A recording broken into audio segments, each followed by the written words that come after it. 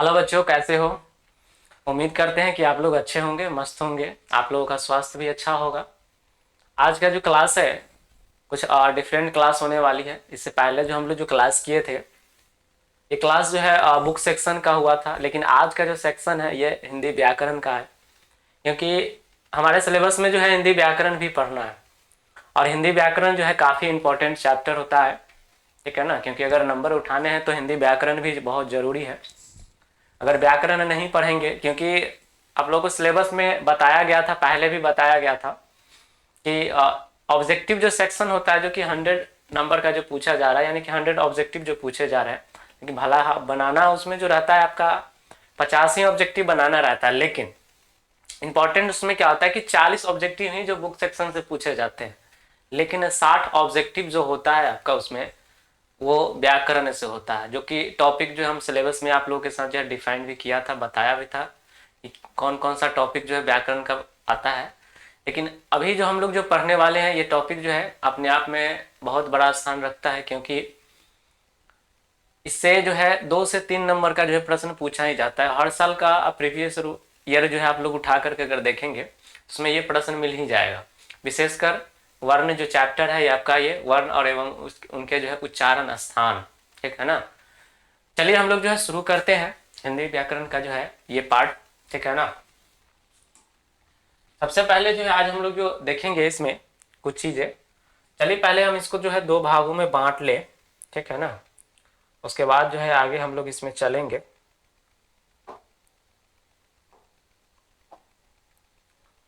और ये ले लेते हैं, चलिए यही लाइन ले लेते हैं।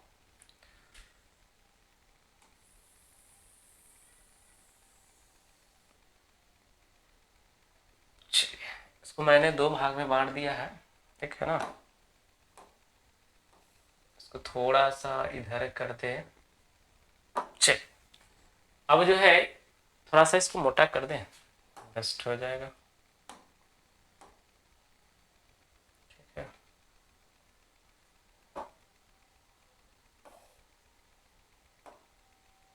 चलिए अब दिख रहा होगा या अब दिख रहा होगा? चलिए ठीक है, अब दिखाई दे रहा होगा। चलिए हम लोग इसमें बात करते हैं। सबसे पहले वर्ण की बात करते हैं। पेन का कलर व्हाइट ही चलेगा। ठीक है, सबसे पहले हम यहाँ पर वर्ण लिखते हैं। ठीक है ना? सबसे पहले बात करते हैं कि वर्ण होता क्या है। ठीक है ना? वर्ण क्या होता है? आप लोगों को पता है कि सबसे पहले हम बात करते हैं कि यानी कि भाषा के बारे में। तो भाषा जो है हम कहते किसको है? ठीक है ना? भाषा जो होता है ये एक माध्यम होता है, जिसके माध्यम से जो है हम लोग क्या करते हैं, अपने विचारों को, अपने भावों को जो है एक दूसरे से क्या करते हैं, आदान प्रदान करते हैं, विनिमय करते हैं, उसको भाषा कहते हैं। लेकिन भाषा की जो सबसे छोटी इकाई जो होती है उसको हम लोग ध्वनि कहते हैं। ठीक है ना? उसी ध्वनि को जो है, अब इसमें व्याकरण में हम लोग जो है वर्ण पढ़ने वाले हैं। ठीक है ना? कभी कभी जो प्रश्न आपसे पूछ लेता है वर्ण की जगह पर, यानी कि वर्ण के जो है कितने भाग होते हैं या वर्ण जो है कितने प्रकार के होते हैं, ये प्रश्न पूछे जाते हैं। ठीक है, तो वहां पर वर्ण आपसे ना पूछ करके आपसे पूछ लेगा कि ध्वनि जो है कितने प्रकार के होते हैं। साउंड जो की बात करते हैं वहां पर ध्वनि कितने प्रकार के होते हैं, तो याद रखिएगा ये 2 प्रकार के। सबसे पहले हम बात करते हैं कि वर्ण जो है होता क्या है। ठीक है ना? तो वर्ण कहे या ध्वनि कहे हम इसको, ठीक है ना, आप इसको ध्वनि भी कह सकते हो। ठीक है ना? इसको ध्वनि भी कह सकते हो। ठीक है ना? जैसे हम बात करते हैं, एक चीज, एक पॉइंट नोट करेंगे। ध्वनि भाषा की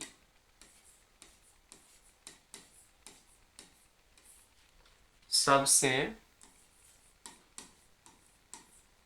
छोटी इकाई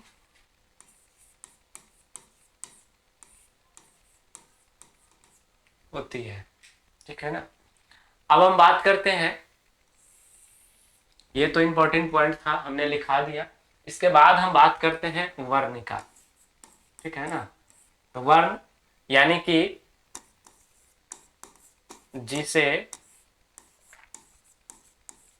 खंड या टुकड़ा नहीं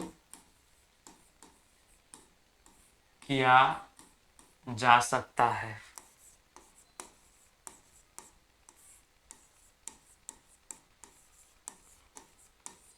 उसे वर्ण कहते हैं,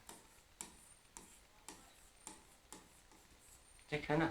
अर्थात कहने का मतलब ये हुआ कि अब पहले समझ लो कि वर्ण यानी कि हमने जो बताया यहाँ पर कि जिसे खंड या टुकड़ा नहीं किया जा सकता वर्ण कहलाते हैं। कभी ध्वनि को जो आप टुकड़ा कर सकते हो, नहीं कर सकते हो ना, ठीक है ना। तो वही व्याकरण में जो ध्वनि जो है अब यहाँ पर वर्ण आ गया है।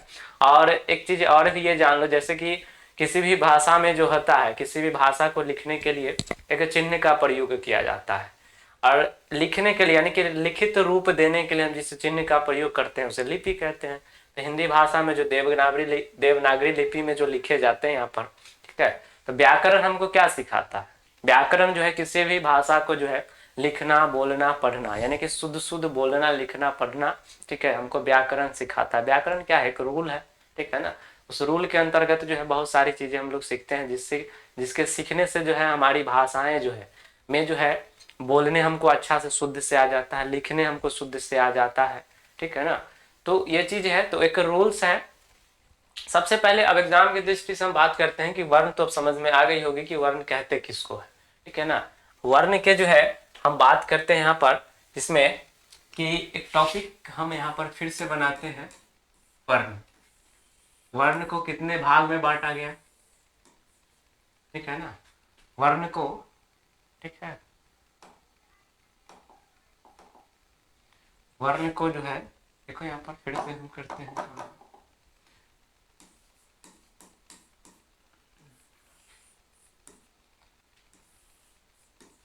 वर्ण को दो भाग में बांटेंगे, ठीक है ना। सबसे पहले इसमें लिखेंगे हम स्वर वर्ण, और दूसरा लिखेंगे व्यंजन वर्ण।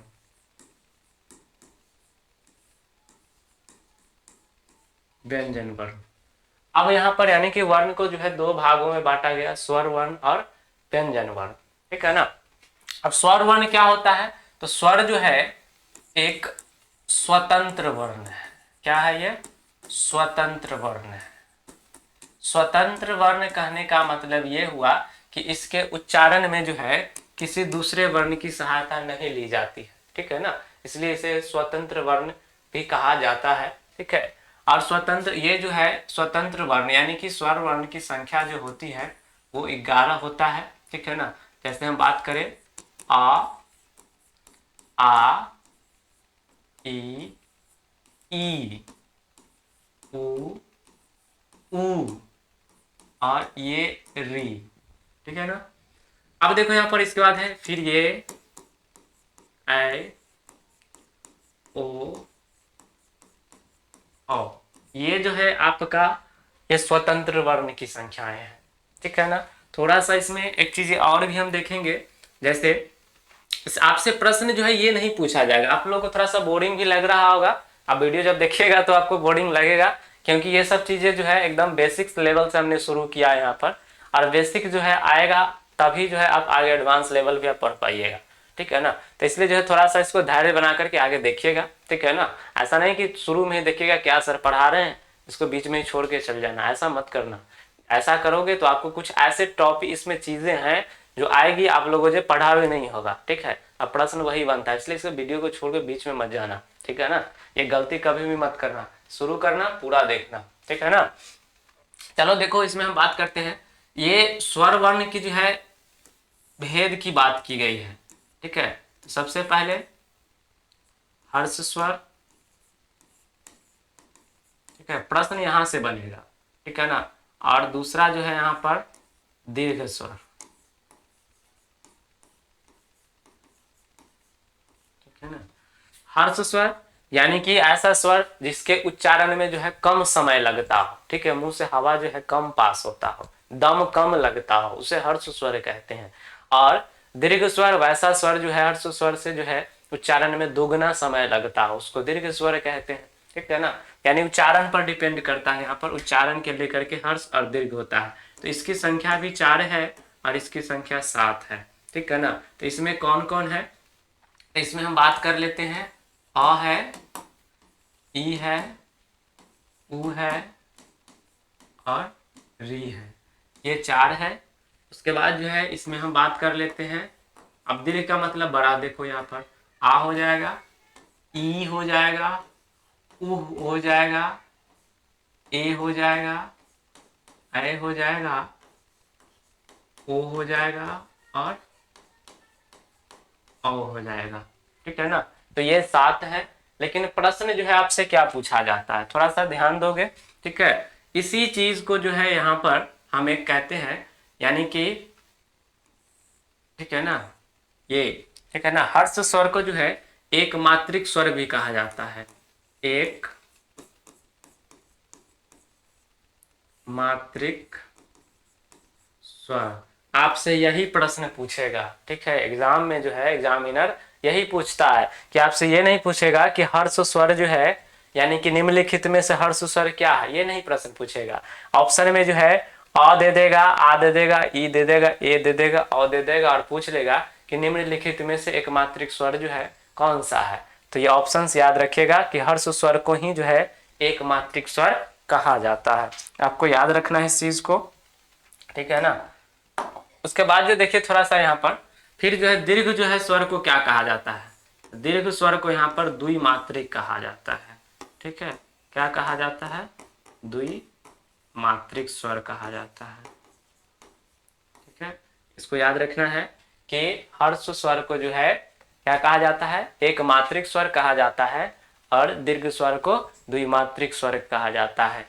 हिंदी में जो है स्वर इतना ही होता है, लेकिन कहीं कहीं जो है पढ़ने को देखने को मिल जाएगा कि प्लुत स्वर हुआ, तो प्लुत संस्कृत में होता है। ठीक है ना, जिसका उपयोग जो है मुख्य रूप से जो है मंत्रों के उच्चारण में या गीत में, यानी कि किसी प्रकार के गायन या वादन जो होता है उसमें राग में जो है प्लुत स्वर का प्रयोग किया जाता है। ठीक है ना, तो मुख्य रूप से वो संस्कृत के लिए प्रयोग होते हैं। ठीक है, और संस्कृत में ही होते हैं, हिंदी में जो प्लुत स्वर नहीं होते हैं। ठीक है ना, तो इसको याद रखना है हमको। तो एक चीज फिर से रिवाइज करो, यहाँ पर स्वर वर्ण की संख्या कितना, 11। फिर जो है यहाँ पर स्वर वर्ण कहेंगे किसको, तो एक स्वतंत्र वर्ण होता है जिसके उच्चारण में कोई दूसरे वर्ण की सहायता नहीं ली जाती हो, इसमें इसकी संख्या जो है 11 होता है, ध्यान रखना क्योंकि पूछा जाता है, ये भी याद रखना है हमको, बोलना नहीं है। ठीक है, उसके बाद यहाँ पर देखोगे हर्ष स्वर और दीर्घ स्वर, इसके दो अलग अलग भेद है, पार्ट है, जिसको हर्ष स्वर को जो है एक मात्रिक स्वर भी कहा जाता है। हर्ष स्वर को क्या कहा जाता है, एक मात्रिक स्वर कहा जाता है और दीर्घ स्वर को द्विमात्रिक स्वर कहा जाता है। हमको याद रखना है इसको। हर्ष स्वर की संख्या 4 होती है, ठीक है ना, और दीर्घ स्वर की संख्या 7 होती है। ठीक है, और कौन कौन है उसको भी हमको याद रखना है। कुछ खास बातें और भी मैं बताता हूँ, आगे ध्यान रखें। अब देखिए यहाँ पर एक चीज है क्या, जैसे कि ये दीर्घ स्वर की जो बात कर रहे थे हम, ठीक है ना, दीर्घ स्वर, ठीक है।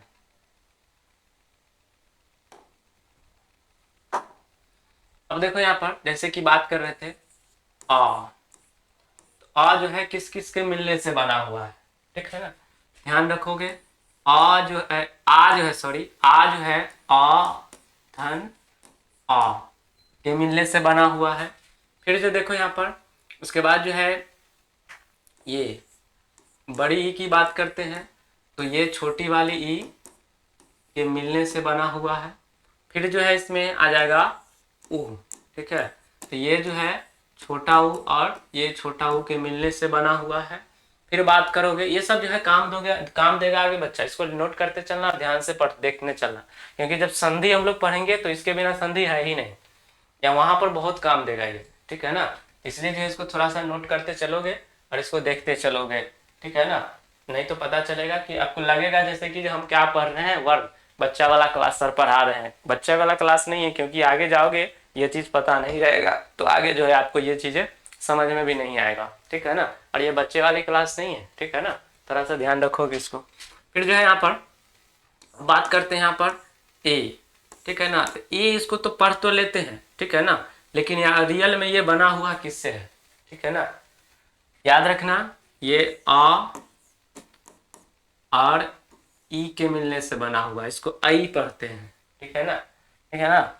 और ये बना हुआ है आए, आए, देखो यहाँ पर आई, आए।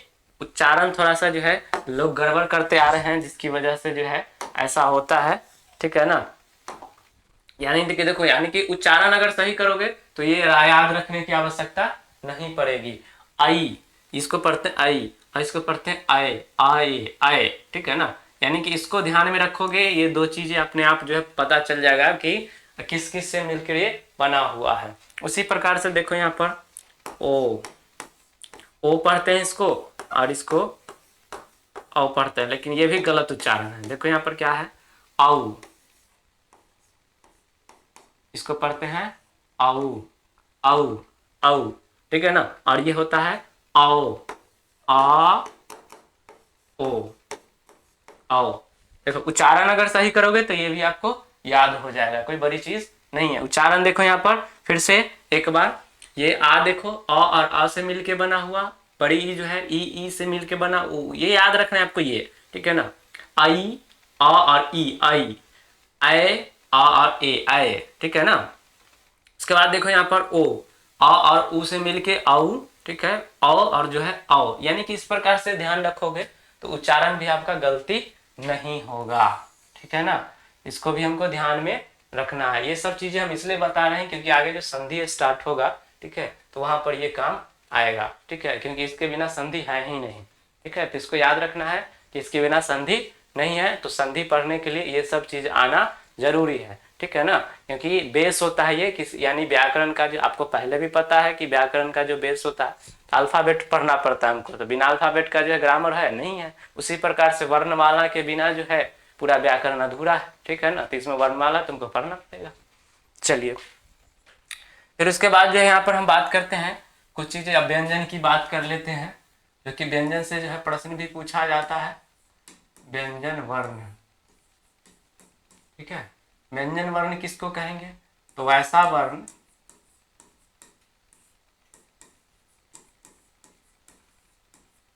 जिसके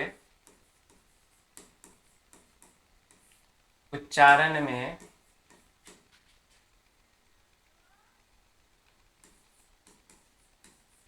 स्वर वर्ण की सहायता ली जाती हो, ठीक है ना। यानी कि याद रखना है कि वैसा वर्ण जिसके उच्चारण में जो है स्वर वर्ण की सहायता ली जाती है, ठीक है। इसको हमको याद रखना है। फिर से हम एक बार ठीक कर दे रहे हैं, आप लोगों को दिखाई नहीं दे रहा हो, अब दिखाई दे रहा होगा, चलिए, ठीक है। अब जो है इसकी हम पार्ट की बात करते हैं, तो ये अलग अलग चीजें हैं, ठीक है ना। अलग अलग क्या चीजें हैं, जैसे सबसे पहले हम मूल व्यंजन की बात करें, ठीक है, मूल व्यंजन की बात करें तो उसकी संख्या जो होती है 33 होता है। कितना होता है, मूल व्यंजन 33 होता है। अब हम बात करते हैं यहाँ पर कौन कौन सा है। सबसे पहले यहाँ पर बात करते हैं स्पर्श व्यंजन,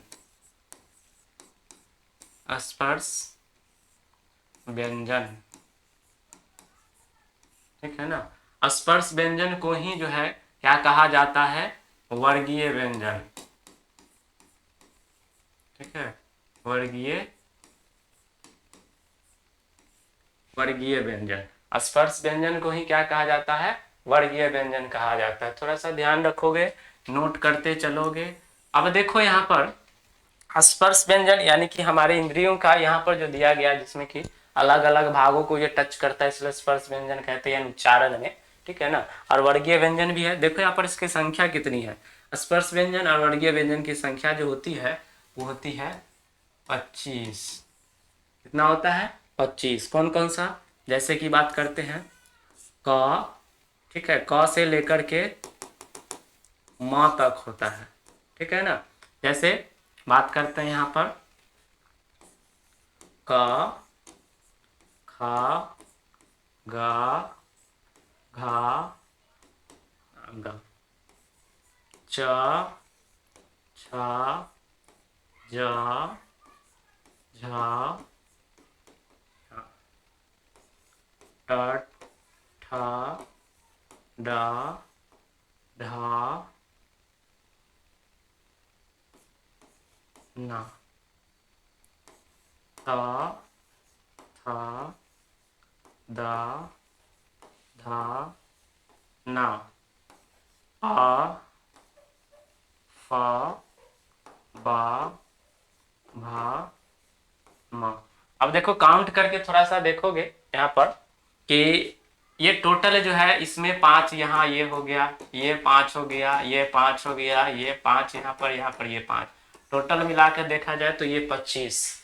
ठीक है ना। तो ये एक वर्ग में है। ठीक है ना। तो इसी को परवर्गीय व्यंजन या स्पर्श व्यंजन भी कहते हैं। ठीक है। और ये इसको आपको याद भी रखना है यहाँ पर, क्योंकि आगे उच्चारण स्थान में ये काम देगा। हम लोग उच्चारण स्थान में भी थोड़ा सा डिटेल में पढ़ेंगे स्पर्श व्यंजन को, यानी कि वर्गीय व्यंजन को। तो ये प्रश्न भी बनता है यहाँ से। ठीक है। तो इसको हमको याद रखना है। ठीक है ना। थोड़ा सा जो है और देखो आगे आगे हम बात करते हैं, इसके अलावा भी और व्यंजन है। कौन सा व्यंजन है, सबसे पहले बात कर लेते हैं स्पर्श व्यंजन के बाद है दूसरा नंबर अंतस्थ व्यंजन। ठीक है ना।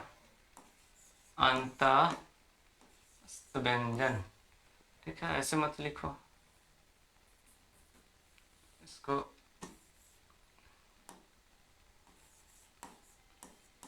अंतस्थ व्यंजन। ठीक है ना। अंतस्थ व्यंजन।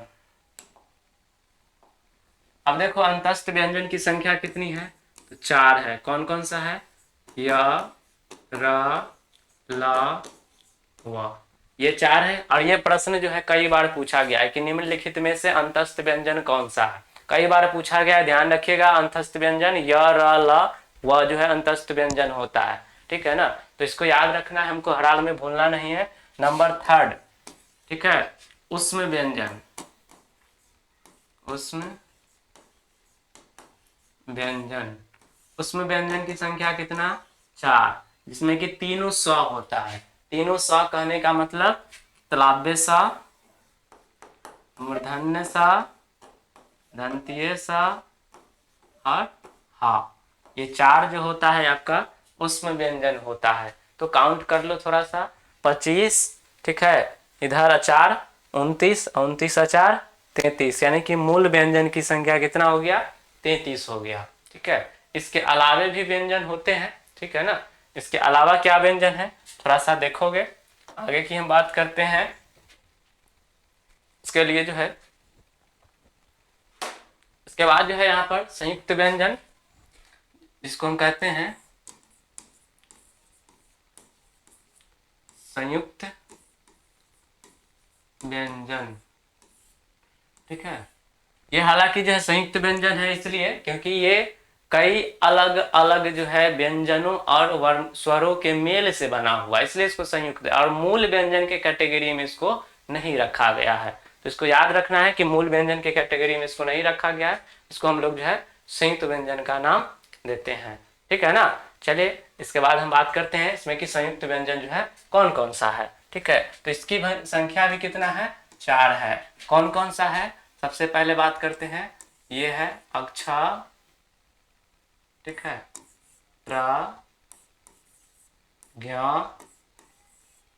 स्र। ये 4 जो है अलग अलग है। ठीक है ना। अब कौन कौन से व्यंजन के मेल से ये बना हुआ है हम आपको बता देते हैं। ठीक है ना। चलो देखते हैं संयुक्त व्यंजन के बारे में। ठीक है ना। जिसमें क, धन, मूर्धन्य स, धन, अ। अब देखो ये कौन सा से मिल क्या हुआ है, त्र, यानी कि त्र, त्र, और ये अ, यानी कि त, धन, र, धन, अ। ठीक है। इसके बाद बात करते हैं ज्ञ, यानी कि यहां से यहाँ आएगा आपका ज, यानी ये है ज, धन, य, धन, अ। फिर आपका है स्र, स्र यानी कि स्र यानी स, र, धन, अ। ठीक है ना। तो ये हो गया आपका, यानी कि इन सभी के मेल से, पहले भी बताया कि एक से अधिक व्यंजनों के मेल से बना हुआ, इसलिए इसको जो है मूल व्यंजन की कैटेगरी में नहीं रखा गया है, क्योंकि ये एक से अधिक व्यंजन के मेल से बना हुआ है। तो और व्यंजन जो मूल व्यंजन जो है आपका, वो अकेले एक व्यंजन है जिसका उच्चारण जो है स्वर की सहायता से होती है, लेकिन इसमें कई व्यंजन का मेल हो रहा है यहाँ पर, इसलिए इसको उसके कैटेगरी से अलग किया गया। इसमें अब देखेंगे यहाँ पर आपको बताएं अक्षर, यानी कि क, स और अ है यहाँ पर, त्र, त्र, त्र याद रखोगे, याद रहेगा यहाँ पर, कोई बड़ी बात यहाँ पर नहीं है, याद हो जाएगा। ज्ञ, ज्ञानी ज और य है यहाँ पर, श्र में स और र है यहाँ पर, बाकी बाद में एक ही समान आपको दिखाई दे रहा है। कुछ चीजें और इंपॉर्टेंट चीज है जो बार बार प्रश्न पूछे जाते हैं। अब एक चीज आप लोगों ने ध्यान नहीं दिया, ठीक है, कि क्या चीजें छूटा, इसमें छूटा सो मैं बताता हूँ। ठीक है, आपने देखा कि हमने जो है ये जिसको आप लोग अंगह और आह कहते हो, ठीक है, अगर हम इसको न स्वर की कैटेगरी में रखें न व्यंजन की कैटेगरी में रखें तो आखिर है क्या, ये कौन सा वर्ण है ये भाई? ठीक है, थोड़ा सा जरूर कमेंट करके बताओ कि ये अंगज है, अनुस्वार, ठीक है ना, इसको कहते हैं अनुस्वार, ठीक है ना, अनुस्वार, ये कौन सा वर्ण है, और इसको कहते हैं विसर्ग, ठीक है ना, ये कौन सा वर्ण है, थोड़ा सा कमेंट में जरूर लिख देना। यानी जब वीडियो में पढ़ते हो तो कमेंट के साथ साथ पढ़ो, मजा आएगा पढ़ने में, ठीक है ना। तो ये दोनों वर्ण जो है, ये दोनों वर्ण को कौन सा वर्ण कहते हैं, तो याद रखना, इस दोनों वर्ण को जो है अयोगवाह का वर्ण कहते हैं, अयोगवाह वर्ण कहते हैं। ये अयोगवाह वर्ण जो होता है, जिसका प्रयोग जो है स्वर वर्ण के रूप में और व्यंजन वर्ण के रूप में भी, दोनों के रूप में किया जाता है, ठीक है ना, इसको हमको याद रखना है। चलिए अगले क्लास में जो है हम लोग इससे विशेष जो है आगे हम लोग देखेंगे, यानी विशेष कहने का मतलब वर्ण का उच्चारण स्थान। आज के लिए इतना ही, धन्यवाद।